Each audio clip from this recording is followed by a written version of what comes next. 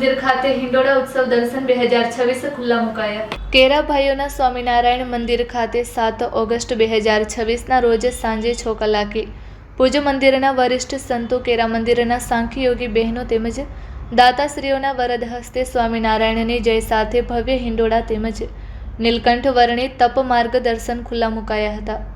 27 જેટલા અવનવા હિંડોળા પર ભગવાનના અનેક રૂપમાં દર્શન થશે, સાથે નીલકંઠ વર્ણિત તપ માર્ગ દર્શન પણ અતિ સુંદર અને અતિ ભવ્ય રીતે તૈયાર કરવામાં આવ્યા છે, જેમાં વસુધારા, સરયુ નદી, લક્ષ્મણ ઝૂલા, કેદારનાથ, બદ્રીનાથ, માનસરોવર, મુક્તિનાથ સહિતના પવિત્ર યાત્રાધામોના દર્શનનો લાભ અહીં મળશે।